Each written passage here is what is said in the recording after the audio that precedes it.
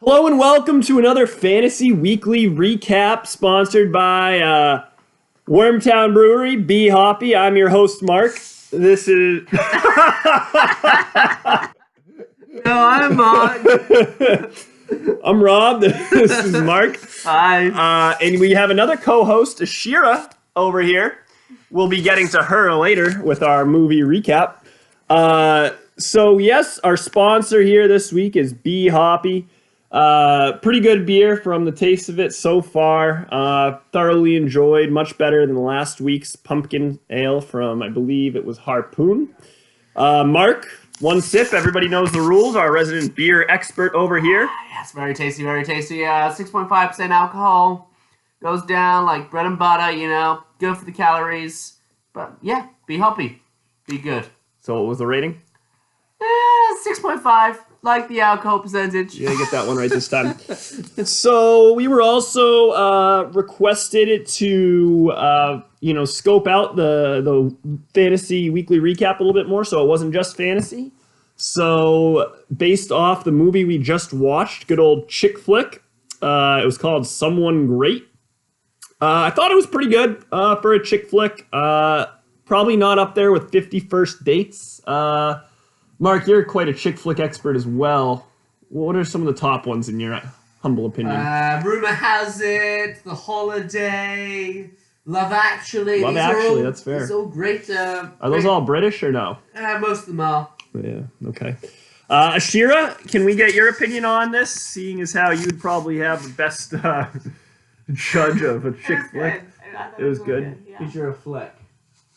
That's No, So that makes sense. yeah. Mark's had a few too many of these B hoppies. Can you lend any more insight for those who might be interested in watching it? You know, who's it Watch really? it. That's it. That's all we got. Shira hasn't had enough beers to open up her creativity here. All we got is watch it. So, without further ado, let's get into the Fantasy Weekly recap. We will start off, as is custom, with the scores from last week. Mark here is going to rattle some facts off. We'll delve into the details. We had a tie last week.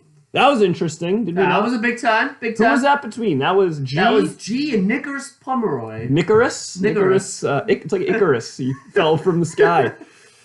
So that was a tie. 84. Fucking bullshit. G, your team sucks. The fact that you're even getting anything better than a loss pisses me off, but it is what it is. And Steve got a win, Rob. Steve got to win. Steve's got- Steve, your fucking team, dude. You see, talking about fantasy just makes me mad, as you know, because I have the most fantasy points in this league, and I am in second to last place, only to Neil. And yeah, I just get exasperated. I'm sorry. But Steve getting the big W, that was a rock Against the throwing Beans. contest. Yeah, that was a piss poor matchup. Beans, the players I traded him, not looking so hot right now. Marcus Robinson. What did he do? He probably got like, 3-4 points? 3 points, 35 yards. Oh, sorry, Beans. But In other There's news, team wide hips only. Michael Goodman, off to yeah, a 4-0 start. Going into game week 5. good for you, Mike. You had a hell of a performance there with Nick Chubb. I fucked up. I still haven't played Chris Godwin, who's the number one fantasy receiver right now. I haven't even Cry played him yet. about it. Yeah, I know. I don't want to make this about me. Go on. Who's next? What do? You win? I lost. You I lost lost. to the Hartford Hooligan. The hooligan. You have any words for your opponent from last week? Well, I was confident. I was going in. I put $20 on you, as you know, Mr. Thomas Casey, and I expected my team to pull through. We were projected to win the whole way. You can't The be relying whole on way. projections. The whole way Until what? till the last maybe 20 minutes of the 4 o'clock games. Did And you guys have anyone going in the 8 o'clocks? nope. No we Monday? were done. We were done. What happened? It's that back half of the games. Philip Lindsay, you can't trust him. He stopped scoring. Just one thing after another, and things shifted, I guess. Things shifted. Yeah. He had Austin Eckler. He had a big day. Yeah. Your boy Wayne Gallman. I don't know if you listened last week, but I gave you a lot of shit for Wayne Gallbladder. And he showed out for you, I will say. wouldn't expect that from the Giants. Well, he's questionable this week, so I've got to think again. Maybe put James White in. Yeah. Moving along, we had Team Frogs versus the Crust Bucket. Crust Bucket really, really doing well here with, McCaffrey and Dalvin Cook, the 1-2 punch, the two best running backs in football. I spoke last week about how there wasn't a G-esque team yet this year that had come to fruition. After seeing that, Justin's team might be it. Granted, he doesn't have the depth at receiver. Juju has not played up to performance. Sterling Shepard, he's a flex option at best. Unless Daniel Jones really proves it this year. Zach Ertz is solid. I think you got to get a little bit more reliability out of those wide receivers, and Justin could be the team to beat this year. As far as Neil's team goes, Saquon's a big miss. Antonio a big miss. I said it last week and I'll say it again. It sucks to be you, Neil. I'm sorry, man. McCole Hardman, the big pickup this week with a big -2 points. Yeesh. You got any insight there? Any words of wisdom? Yeah, it's tough, Sometimes the apple doesn't fall quite right. That is not the saying whatsoever, but hey, that is Mark on the spot, everybody. You know how that goes. Yep. Not well. To go back to the tie again, I just wanted to take a quick look here. I know James Conner had a big impact in that with the Monday game. G's been talking a lot of shit about Russell Wilson. Not sure why, because he's been pretty solid. This one was pretty average down to its core. Adam Thielen not putting up big numbers for the big melon. Fucking Kirk Cousins, mate. Kirk Cousins can't throw past 6 yards. Yeah, people at work were talking about him today, how disappointing he's been. Can we move on to the future now? Let's look at the future. Well, wait. Before we move on to the future, it's important to first talk about the transactions from this week. The hot topics this week. Let me tell you about the transactions this week. Recent activity. Let's see. We got a few. G was not happy. Me and Neil picking up quite a few players. Everyone was complaining how there weren't that many options to pick from. But we got Team Beans picking up the Colts defense. Dropping the Colts defense. We got Singapore Pangas adding Matt Gay. Dropping Zane Gonzalez. I don't know either of those players. Matt Gay's a great kicker. He's a kicker. Who's Zane Gonzalez? He's probably a kicker too. Yep. That means Singapore Pangas is relying heavily on the Tampa Bay Buccaneers. Can't say that's ever been a good option ever. I picked up Cortland Sutton, dropped Eric Ebron. Skeena, if you're interested, it's the second time I've dropped him, so he's available. Team Frogs adding Golden Tate from the waivers. Surprise Golden Tate was on the waiver wire. He was suspended for the first 4 games. But no one had him? Did someone drop him? Someone must have dropped him. Hell, if I knew that, I would have taken him. We got Singapore Pangas picking up Jameis Winston, dropping Josh Allen. Again, don't know why you're relying on the Tampa Bay Buccaneers. We got Team Wide Hips only adding the Titans defense and dropping the Rams. They're playing Buffalo this week with how the Pats played last week. I gotta say, that's probably a good idea. Team Frogs picking back up Frank Gore after dropping him last week. With how he played against the Pats, again, he's the ageless wonder. Guy's talent does not seem to ever go away. I picked up Jordan Howard. I bought in after last week. That's all I got to say about that. 28 Singapore Pangas. I didn't even realize this. He added the Buccaneers defense. He is all in on the Tampa Bay Buccaneers. Steve, you wonder why you have fantasy issues. You have the Tampa Bay Buccaneers. Again, Mr. Sport Major over here. He added 2 defenses. He also added the Panthers defense. They've been good. They're the number 4 ranked team, I guess, but not much to say there. And Team Wide Hips only dropping Steven Gostkowski after he got not dropped. He was put to IR for the year. I don't know who the Pats are going to pick up in his place. Could be something to look at, though, in terms of waiver wire if someone's interested. Probably shouldn't have revealed that one out loud, but now you know my strategy. Going along. It doesn't matter because he's last. Yeah, just wait. You're playing me this week, bud. No, I'm not. What do you want to do? We got... Yeah, you are. Oh, that's our other league. Never mind. All right, looking to the future. Me and Mark if you remember last week, me and Nick made our predictions. We still have yet to look at how those predictions actually panned out. Mark and I here will look ahead this week, and we will go in order. Mark, you are playing Team Wide Hips only. Since it is your team, I will make the selection on who I think is more likely to win. So I'm gonna go do a quick rundown. You got Gallbladder, Bell, Watson. You want to grab me one of those? We can have a dual sponsor during this. He's got sponsored by Ashir's Alcohol. Ashir, do you have a word for our kind customers watching? Doing great, guys. That is it. Beer. That's not beer. It's not beer. But, this one is Crook and Marker. Spiked and sparkling peach, 0 sugar, made with organic alcohol. Cheers. Says it has quinoa in it.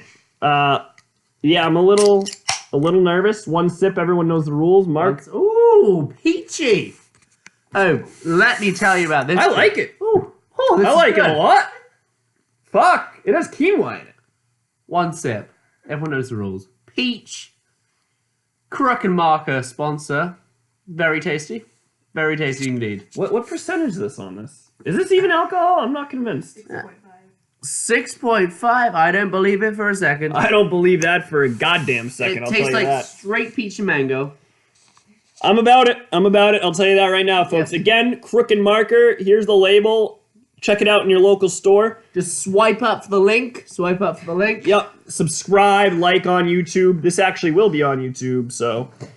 Again, moving along to the future. We have Team Wide Hips only and Bloody Wanker. If I'm going to take a quick look. Bloody Wank is going to win. Team Wide Hips only's got to lose at some point. And this is the week. Keenan Allen going against that Denver tough secondary right there. Not an easy task. Wayne Gallman going against the Minnesota defense. Not an easy task. Le'Veon Bell against Philly. Mark, you stand no chance. I'm going Team Wide Hips only all the way. And that is my selection. Moving on to the next one. Mark, this is your selection here. Woo! You have Big Melon and the Crust Bucket. I know who I'd be taking. Oh. Crust Bucket versus the Big Melon. The Crust Bucket's white running backs do stick out. As Rob mentioned earlier, wonderful co-host. Christian McCaffrey, Dalvin Cook, number 1, number 2, playing the Giants, and they're playing the Jags. So that's nice saying matchups. something. And then you got a defense. You got Zach Ertz against the Jets. So honestly, what does Melon have going? Melon we can't has discount the a Melon. little Thielen, out of performance. Kirk is not looking great. Sonny Michel is not putting up numbers. So we go with the Crust Bucket. All right, Crust Bucket. That is Mark for Crust Bucket. Me for Team Wide Hips only. Moving along to the next one, we got Singapore paying us projected 98 against Hartford Hooligan. Let me see here. Fournette had a big week last week. He had like 180 all-purpose yards. He might be returning back to RB1 form. Still got to see more consistency out of him. So I'm a little hesitant to go all the way with him. Carolina has been a tough defense so far this year. Also got Derrick Henry against Buffalo. We have our other co-host joining us now. Nicholas Pomeroy. Thank you. Leaving us. And we're back to this. So, as I was mentioning before, we have Steve and the Hartford Hooligan, Thomas Casey. Quarterback preference, got to go Steve. Running back preference, unpopular, but based off matchups, I'm probably going to go Hartford Hooligan. Receivers, Hartford Hooligan, Julio Jones and DeAndre Hopkins. I don't know what they've done for you this year, Not but great. got to go with them. Not great. You don't think Julio's been good? I think he has been, hasn't he? DeAndre hasn't I been. just don't know I don't know. I haven't been paying attention to them. Julio's been pretty good. All right. DeAndre's an average. Hopkins? Average. Cooper Kupp, though, without the week he had, 18 points. he was a stud last year. I was high on him going into the year.